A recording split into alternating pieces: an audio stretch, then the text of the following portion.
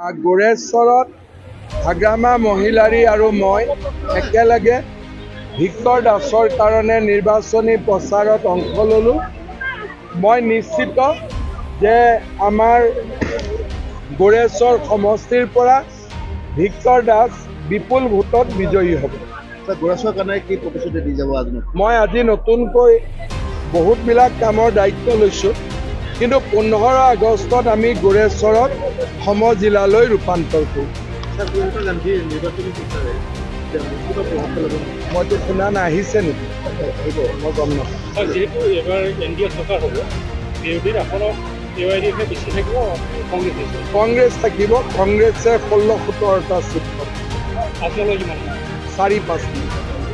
অখিল গগৈ কৈছে মানে 46খন আসনৰ ভিতৰত মানে 33খনে পাব তেওঁলোকে। অখিল গগৈয়েতো বহুত কিবা কিবি কৰে, তেওঁ নিজে জিকি আহক, সেইটোৱে প্ৰথম ডাঙৰ কথা। বিজেপিৰ মানুহে প্ৰশ্ন সুধি আছে তেওঁ নিজে জিকিব নে নহয়। বিজেপিৰ সংকল্প পত্ৰ প্ৰকাশ পাইছে, তাত নাই বুলি কোনে নাই, আপুনি পঢ়িলে পাব। অসম চুক্তিৰ 6 নম্বৰ দফা আছে, 6 জনগোষ্ঠীৰ জনজাতিকৰণ আছে, 6 নম্বৰ দফা আছে, অসম চুক্তিৰ কথা আছে, গোটেইবিলাক আছে। অসম চুক্তি মানে কি? বিদেশী বহিষ্কাৰ। প্ৰথম 1 নম্বৰ পইণ্টটোৱে মেনিফেষ্টোত সেইটোৱে। যিসকলে এইবোৰ কথা কৈ আছে তেওঁলোকে মেনিফেষ্টোখন পঢ়াই নাই। মিটিঙত আমি এইবিলাক কথা কম কওঁ।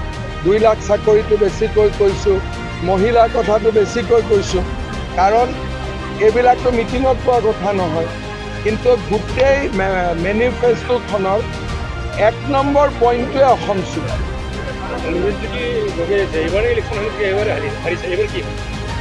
তেওঁতো এতিয়ালৈকে 2টা ইলেকশ্যন হাৰিলে। এইবাৰ হাৰাৰ হেট্ৰিক কৰিব বুলি মই ভাবোঁ।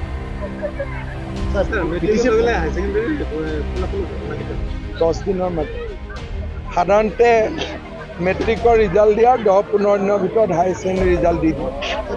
NDA 15টা উপস্থিত খেলিছে, গতিকে UPPLে কিমানখন আসন পাব বুলি ভাবে? মই এই ইলেকশ্যনত UPPLে চিট জিকিব বুলি ভবা নাই।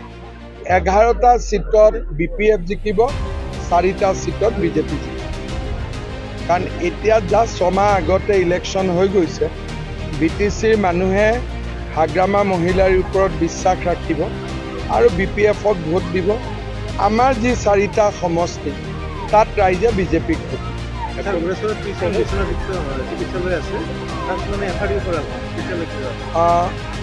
আজি মই ঘোষণা কৰিছোঁ, যোগেন বসুমতাৰীখনৰ কথাই কৈছেতো, আৰু এখন ফাটিব, মই চাই দিম বাৰু। প্ৰমোদ বড়োৱে কৈছে যে NDA এতিয়াও আছে, তেতিয়াও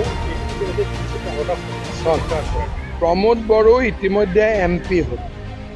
তেওঁ যদি তামোলপুৰত জিকে, তেওঁ MP-টো ৰাখিব নে MLA-টো ৰাখিব? ডেফিনেটলি MP-টো ৰাখিব। আকৌ বাই ইলেকশ্যনে হ'ব তামোলপুৰত। এতিয়া প্ৰমোদ বড়োৱে 2টা পোষ্ট অলৰেডি লৈ আছে, MCLAও হৈ আছে আৰু MPও হৈ আছে, MLAও হ'ল। তাৰমানে 3টা পোষ্ট হ'ল, এটাটো এৰিব লাগিব। গতিকে তামোলপুৰত আকৌ বাই ইলেকশ্যন হ'ব। সেইকাৰণে মই ভাবোঁ বাই ইলেকশ্যন পাতি থাকিলে অঞ্চলটোৰ লষ্ট হয়। প্ৰমোদ বড়ো ৰাজ্যসভাত থাকক, বিশ্বজিৎ দৈমাৰী বিধানসভাত থাকক, 2জন মানুহক সমাজে পাই গ'ল। মইতো প্ৰমোদ বড়োৱে কিয় তামোলপুৰত ইলেকশ্যন হৈছে সেইটোৱে মই বুজা নাই। বড়ো জাতিৰ 2জন নেতা, এজন ৰাজ্যসভাত থাকিলে, এজন MLA হ'ল, এইটো ভালহে কথা। কিন্তু তাকে নকৰি বাৰে বাৰে ইলেকশ্যন খেলি থাকিলে মানুহেও বেয়া পাই থাকে, হয়নে নহয়? হ'ব, থেংক ইউ। দে মই